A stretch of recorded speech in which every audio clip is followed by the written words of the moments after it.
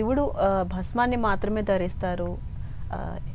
ఆడంబరానికి పోరని చెప్పి అంటూ ఉంటారు కదా, ఎందుకు గురువుగారు? దాని వెనుక ఉన్నటువంటి ఆంతర్యం ఏంటి? కాలంలో అంతా బూడిదైపోతుందమ్మా.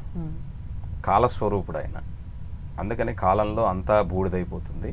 కాబట్టి బూడిదే అంటే ఏమీ మిగలదు. మనిషికి సింబాలిజంగా చెప్పాల్సిందంటే నువ్వు ఎంత ఐశ్వర్యం సంపాదించినా ఏమి చేసినా నువ్వు చివరికి అయ్యేది బూడిదే. నువ్వు ఎంత ఏది కాల్చినా ఈ విశ్వంలో దేన్నైనా అగ్నికి ఆహుతి ఇచ్చేయండి, మొత్తం బూడిదే అవుతుంది.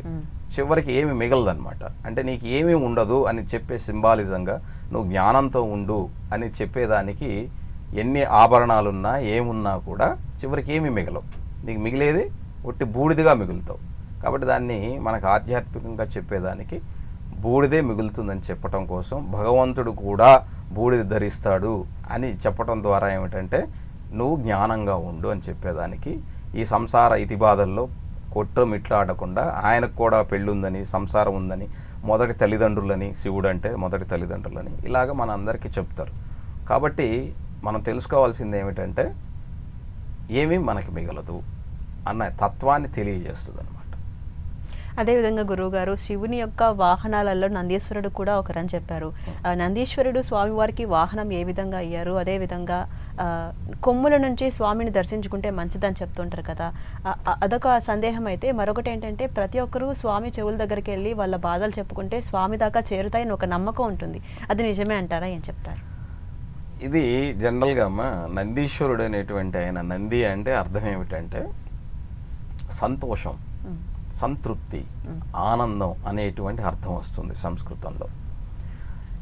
ఇక్కడ ఈ నందీశ్వరుడు అనేటువంటి ఆయన శిలాదుడు అనేటువంటి ఒక ఆయన యొక్క కుమారుడు.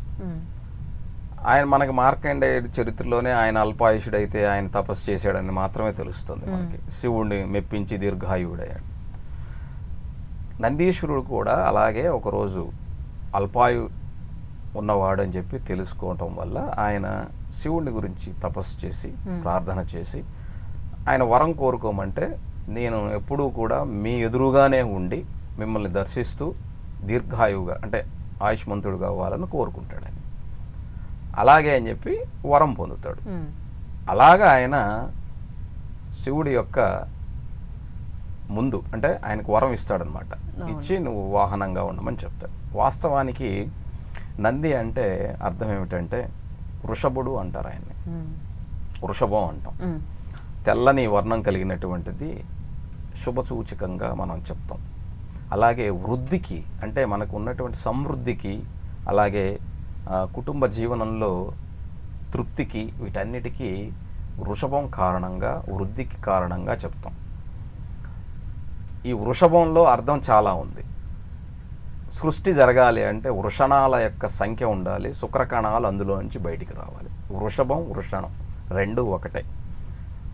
అయితే ఇది మనం ఆధ్యాత్మికంగా చెప్పుకునేటప్పుడు వృద్ధి చెందేది అని అర్థం. శివుడు అంటే అర్థం ఏమిటంటే, శివలింగం అర్థం ఏమిటంటే సృష్టికి తల్లిదండ్రులు కారణం. ఈ వృషణాలు అనేటువంటివి పురుషుడికి లేకపోతే అందులోని శుక్రకణాలు వెళ్ళవు.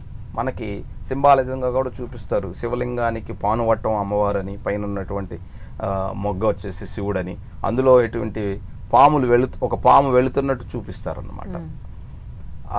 దాని అర్థం ఏమిటంటే ఈ వృషణాల్లో ఉండేటువంటి శుక్రకణాలని అర్థం. ఈ నంది అర్థం ఏమిటంటే సంతృప్తి, సృష్టి జరిగేటప్పుడు వృద్ధి చెందడానికి కారణమైనటువంటిది. కొన్ని ఏమంటామంటే ఆధ్యాత్మికంగా వివరించేటప్పుడు కొన్ని మన వాళ్ళకి తప్పుగా అర్థం చేసుకుంటారు. కాబట్టి ఇక్కడ శివపార్వతులు అంటే ఎవరో కాదు, మన కన్న తల్లిదండ్రులని అర్థం.